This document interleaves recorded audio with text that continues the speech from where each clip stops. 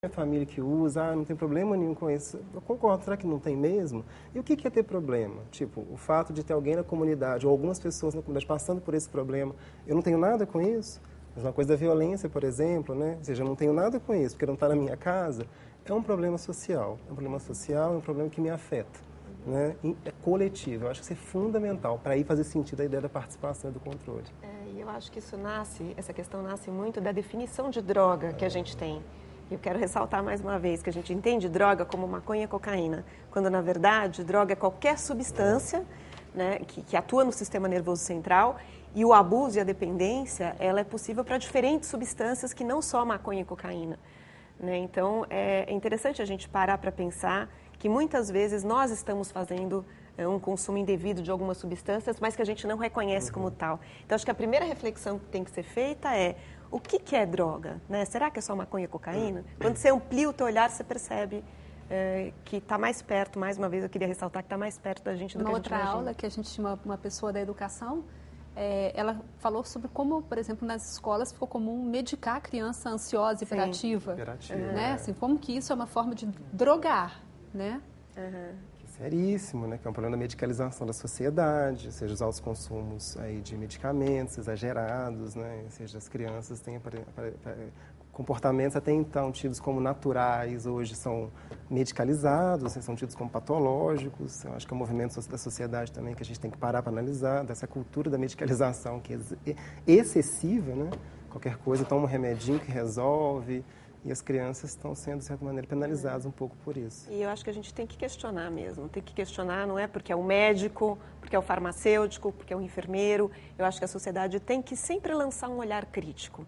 Né? Mesmo para o sistema de saúde, né, que é o prescritor, né, desses medicamentos, a gente sempre tem que refletir, né, e buscar uma segunda opinião, porque eu acho que é ampliando esse olhar que a gente vai desenvolvendo crítica e revendo essa questão do uso indevido de substâncias. Porque quando a gente fala de uma pessoa atuante, né, participativa, a gente pensa lá no líder comunitário, né? Mas ser atuante é ter uma visão crítica e atenta em primeiro lugar. Eu acho que é, né, crítica e reflexiva. Né? Eu acho que é exatamente isso, é refletir sobre o problema, né? Convidar as pessoas a pensarem um pouco por si, né?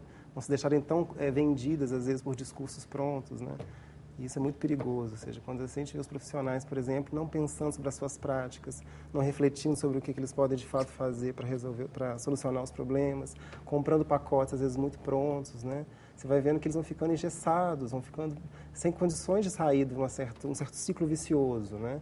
Eu acho que falta um pouco de reflexão sobre a ação, que tem que entender até por quê, né? Ou seja, às vezes é complicado mesmo, ou seja, não tem tempo, as condições às vezes são difíceis, uma estrutura social que dificulta isso, mas que é fundamental. E tem os meios de comunicação. A gente percebe hoje claramente que as matérias jornalísticas, elas são feitas, na maioria das vezes, com muita pressa, não tem reflexão por parte de muitos profissionais da área de comunicação. A gente fez uma pesquisa recente e os jornalistas têm crítica em relação à sua própria produção, e isso, óbvio, que aparece no comportamento das pessoas, né? Então, a gente tem que começar a exigir uma qualidade de material jornalístico relacionado ao tema.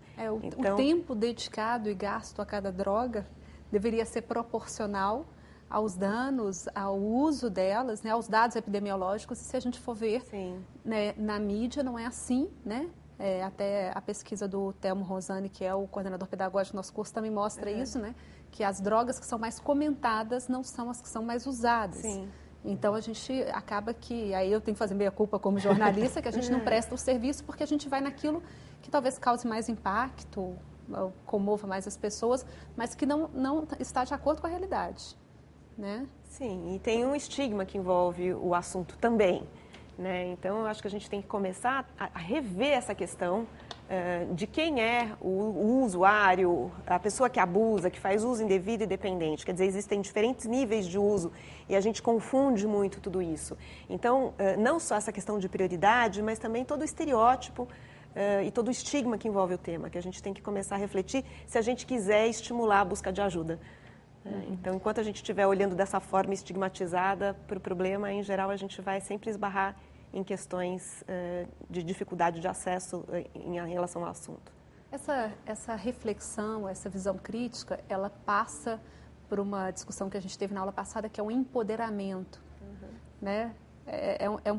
Empoderamento, eu não sei nem se é uma palavra que existe de fato, mas assim, ela é uma atitude, né? De se sentir responsável, de saber que você tem alguma coisa a contribuir, que você tem alguma coisa pelo menos a questionar, não é?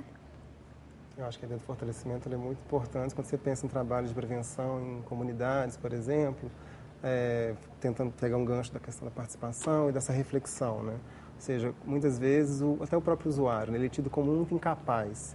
É como aquela pessoa que chegou ao fundo do poço, aquela comunidade problema, aquele serviço que não funciona, né? E vai se criando uma autoimagem uma autoimagem depreciativa muito grande, né? E a ideia do fortalecimento é exatamente potencializar capacidades que sempre existem, né? Ou seja, que sejam individuais, sejam coletivas, né? E para você potencializar capacidades, ela vai ser potencializada pela ação da conscientização. E a conscientização, ela passa pela ação. O que é a ação? É a participação. Né? Eu tenho que estar inserido. Eu não me conscientizo, eu não reflito se eu estiver na minha casa deitado, parado, vendo televisão e sem pensar em nada. Né? Nada contra a televisão, tá? Mas eu preciso estar atuando, eu preciso estar inserindo nas discussões, eu preciso estar pensando para poder exercer uma reflexão que seja crítica, né? Ou seja, a conscientização vai se dar a partir da ação e da reflexão, vai se juntar tudo isso, é que vai ser possível você fortalecer capacidades e potencialidades, sejam elas individuais, sejam elas coletivas, a depender do que você quer trabalhar, com o que você está lidando ali na sua frente, né? Eu acho que é uma arma potentíssima para os profissionais, sejam eles de quais áreas forem, né? Tá bom, gente, daqui a pouco nós voltamos para conversar mais um pouquinho e no próximo bloco nós vamos conhecer a iniciativa de uma mulher que conseguiu mudar a relação de muitas mães com seus filhos. E agora veja como acessar um ambiente virtual de aprendizagem. O curso está na reta final e a certificação depende da sua participação também na internet. Acesse www.portalminasaude.com.br. Vá ao campo chamado Acesso ao AVA, Ambiente Virtual de Aprendizagem. Na caixa de seleção, escolha Curso de Extensão Prevenção em Pauta e clique no botão Entrar. Para navegar na página, você deverá digitar o nome de usuário, que é o seu número de CPF, e a senha, que é a palavra saúde, com letra minúscula e sem acento. Pronto! Aí estão disponíveis aulas interativas, textos complementares, atividades, vídeos e um fórum para você compartilhar suas dúvidas e considerações com um tutor e com sua comunidade de aprendizagem. A cada semana há novos conteúdos no AVA. Participe, interaja e crie sua própria forma de estudar. Neste curso, você vai se atualizar, interagir e trocar experiências com diversos profissionais.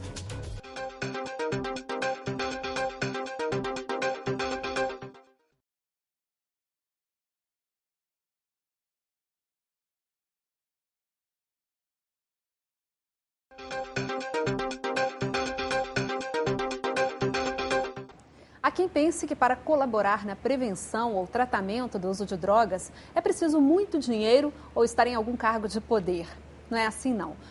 Vamos conhecer agora a iniciativa de uma única mulher que apenas com o trabalho dela e muita dedicação ajuda famílias envolvidas com o problema da dependência química.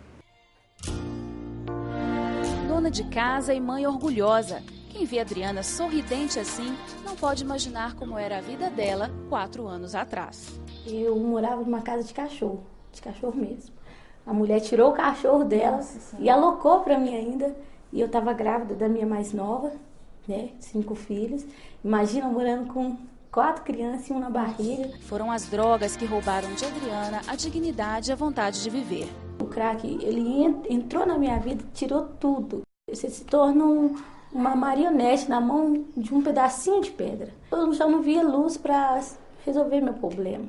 Aí eu me joguei lá de cima e só acordei depois dentro da ambulância. Do hospital, depois da tentativa de suicídio, Adriana foi levada para a instituição que a ajudou a renascer, a Embaixada do Altíssimo, em Contagem.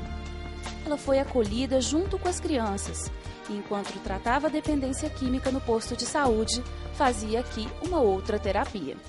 O maior antídoto que eu costumo dizer para o crack é os próprios filhos. porque eles conseguem transmitir para elas uma alegria, um olhar, um carinho que elas não estão acostumadas de ver ou de receber. Então, quando elas estão aqui, elas estão tendo a oportunidade de desenvolver algo que elas nunca foram, que é ser mãe. O começo foi difícil para a Adriana. Eu ficava dentro do meu quarto trancada, sabe? Tudo escuro, eu não queria ver ninguém, eu chorava. Mas a casa tem regras e rotinas que ajudam.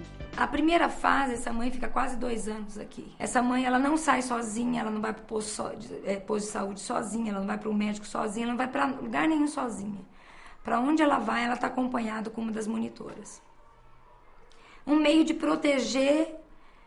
protegê-la dela mesma, né? Porque quando ela sai, ela sabe onde estão as drogas, onde estão os parceiros, toda aquela vida de costume que ela tinha. Há 10 meses na entidade, Dayana sabe o que é viver a dependência com o filho no colo. Eu me envolvia com drogas, prostituição, e eu fui para o Rio de Janeiro e lá não tinha onde ficar. A polícia me pegou na praia, porque eu estava ficando na praia com ele, e me levaram para um abrigo, onde ficavam mães, adolescentes. E depois, aí ligaram para minha família não tinha interesse nenhum de ficar comigo, apenas com ele. E eu não abriria a mão do meu filho. Hoje eu posso dizer que eu, assim, dou educação para ele, que ele é digno. Porque se estivesse lá fora, sabe, só Deus sabe o que ele estaria fazendo hoje.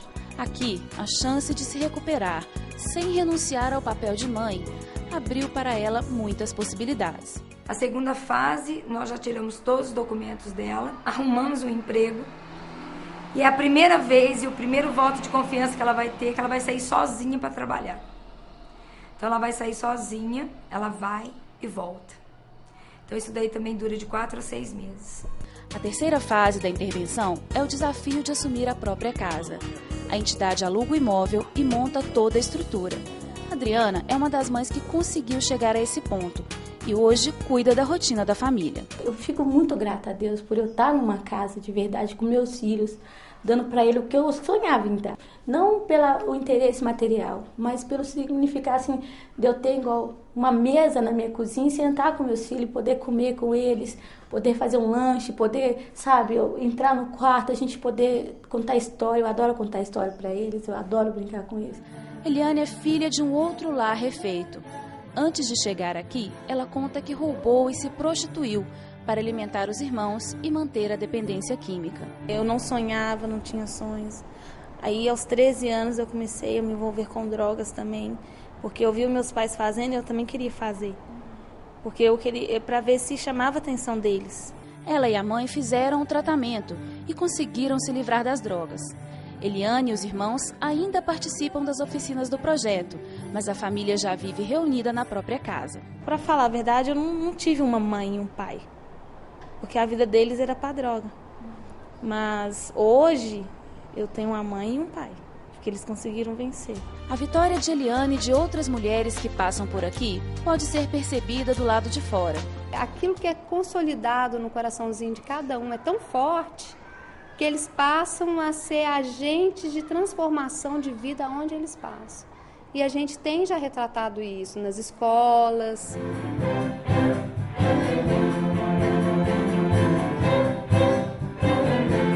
Transformação que só aconteceu porque alguém acreditou nela e estendeu a mão. A gente tem que acreditar nas pessoas, não só olhar o que está ruim, olhar a qualidade que ela tem atrás daquelas coisas sujas, sabe?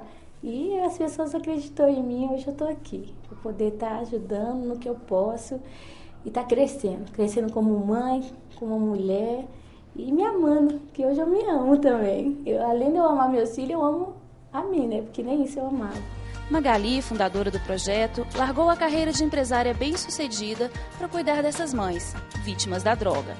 Um convênio com a Prefeitura de Contagem cobre 1/3 da despesa. O resto do dinheiro ela tenta conseguir com doações. Uma dificuldade diária, recompensada com gestos de valor indescritível. Não tem explicação, não tem palavras. Eu deixaria tudo que eu deixei de novo, faria tudo de novo para poder ver uma mãe chegar na terceira fase.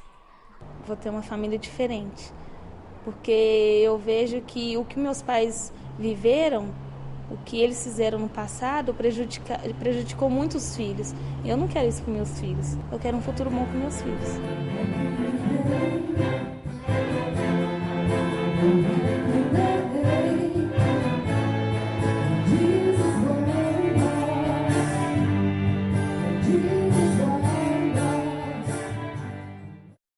Além de ser um projeto muito humano, né? Um belo projeto humano, ele rompe um ciclo vicioso, né? Porque essas crianças, filhas de mães dependentes químicas, teriam uma boa chance de se tornarem dependentes também. Né? Pois é, eu acho que a primeira coisa que vale a pena comentar é a beleza do trabalho, né? Quer dizer, uma pessoa que realmente se coloca na sociedade para transformar, né? E abrir mão de uma série de coisas para fazer a diferença na vida das pessoas que a cercam. Né? E a outra coisa é acreditar na capacidade transformadora do ser humano. Quer dizer, as pessoas, elas, quando você dá uma oportunidade para ela ressignificar a vida e acredita que ela é capaz, é incrível o resultado. Então, assim, é muito bacana perceber que ainda existem pessoas que acreditam, né? Que conseguem romper com o estereótipo, com o estigma da droga, né? E acreditam que o dependente, ele é uma pessoa que é capaz de transformar a própria vida. E, como você falou, romper, né? Porque deu para observar no relato das pessoas entrevistadas do quanto muitas vezes a gente repete padrões de comportamento familiar. Né? E é possível romper com esse ciclo familiar. E é muito bonito ver esse processo. A menina de 13 anos que falou, meu pai e minha mãe usavam drogas e eu passei a usar também para chamar a atenção deles. Sim, para fazer parte. Para fazer parte, né? E agora, já vendo que a mudança é possível, já é ela própria uma agente transformadora dentro da escola, dentro da comunidade em que ela vive. Né? É muito importante romper esse ciclo, né? Com certeza, né? Falando um pouco dessas relações, né? Mães, pais e filhos, e os pais obviamente se colocam como modelos de comportamento, né? Para os filhos, e um dos que podem vir a ser imitados é obviamente o consumo de drogas. Não é uma coisa linear, vamos deixar claro isso, né? Não é certo, determinista. A gente não cair nas dicotomias, né? Sim e não, certo e errado, não é isso, mas pode aumentar as chances, né? E que também chama atenção é que se o uso das drogas dos pais, né, mostra um pouco como que esses pais percebem e representam o próprio uso de drogas. Ou seja, a maneira como uma mãe, um pai pensa sobre o uso de drogas é muito importante na hora desse menino, desse jovem, por exemplo, vir a adotar esse comportamento ou não. O que eu estou querendo dizer? Se uma mãe, por exemplo, pensa que o uso de drogas é algo que ela não aprova esse comportamento, né? Ou que ela acha que esse comportamento não faz bem à saúde do seu filho, ela vai de alguma forma se comportar ou adotar atitudes e práticas para evitar que esse jovem venha se envolver, né? E assim também os pais. Então é importante os pais terem clareza do papel significativo que eles desempenham na vida dos filhos, né? E no fator de proteção que eles podem exercer para com os filhos, né? Para que eles não venham se envolver com drogas. Você tem uma pesquisa nessa área, né? Como a relação entre pais e filhos pode, no futuro, intervir num possível uso abusivo de drogas. Explica para a gente o que já dá para ter certeza. Certeza em ciência é sempre muito complicado, mas assim, eu acho que a pesquisa, ela meio que sinalizou, né?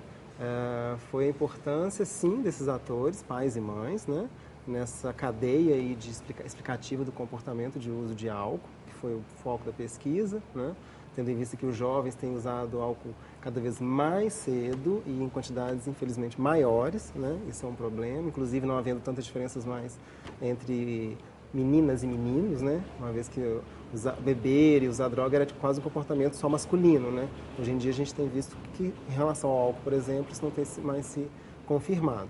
Mas, enfim, a pesquisa que a gente realizou, ela mostrou a importância das mães, especificamente. Das né? mães? Nós avaliamos como que os jovens percebiam as relações deles com os pais e as mães, né? Para tentar ver se havia uma relação entre essa percepção que eles tinham com relação a esses atores e o comportamento de uso de álcool desses jovens, né?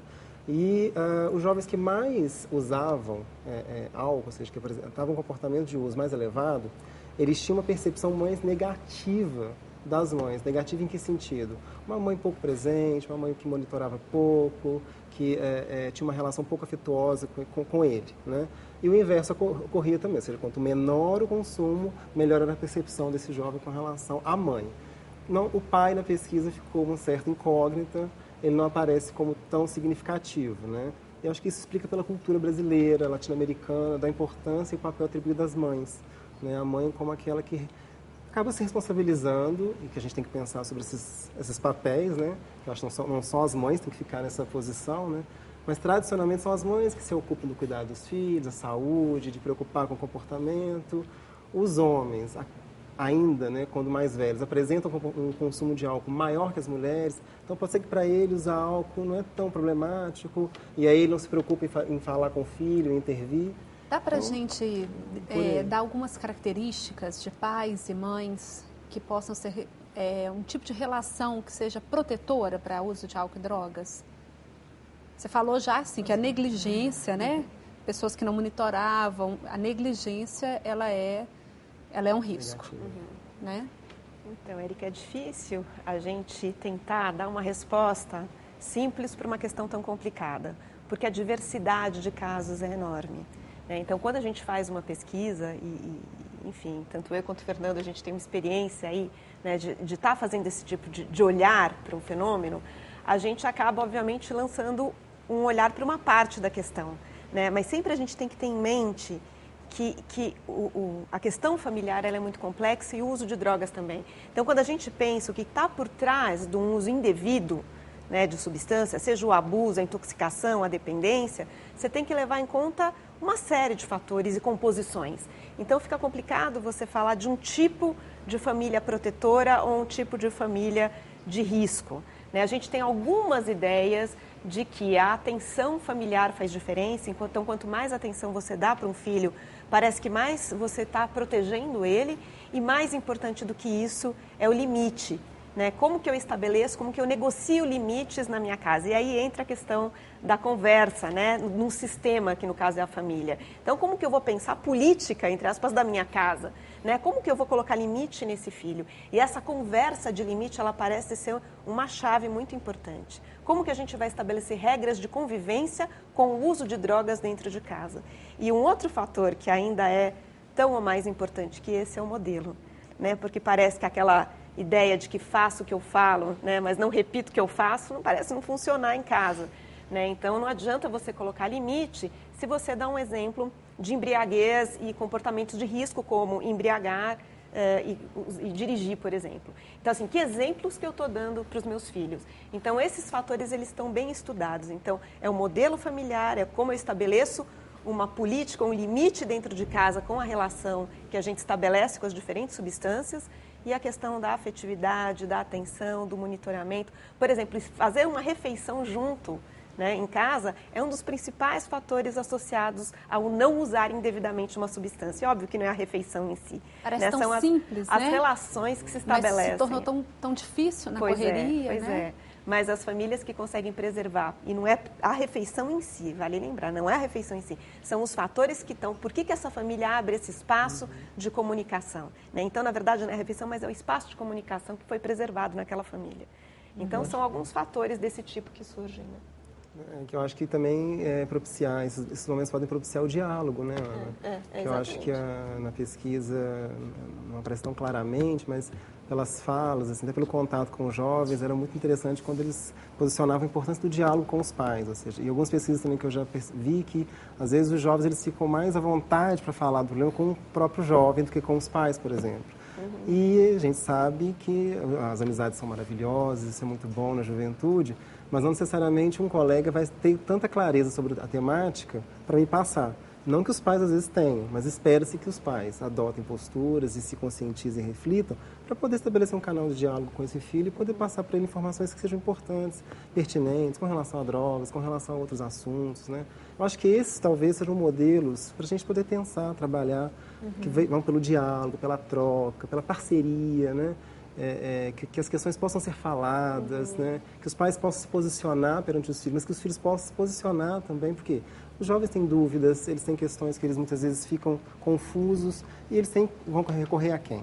Se eles puderem recorrer aos pais, seria muito interessante. Agora, você tem também uma pesquisa, Ana, com crianças de rua, né? A gente vê muitas crianças de rua usando principalmente os inalantes, essa questão parental, essa ausência dos pais. Então, na verdade, o que a gente observa, pensando um pouco no tema da nossa conversa de hoje, né, a gente observa que algumas ações governamentais que não levam em conta esse saber popular acabam caindo em problemas como, por exemplo, na década de 80, as pesquisas mostravam um uso muito grande de colas à base de tolueno por crianças e adolescentes em situação de rua. Então, até hoje a gente tem essa questão do uso de inalantes. Mas, na época, a solução que pensaram foi, bom, então vamos proibir, né, a venda de colas à base de tolueno para as crianças, o que parece uma solução razoável num primeiro momento, mas se você parar para pensar, por que será que essas crianças estão usando? Será que é disponibilidade? Óbvio que não.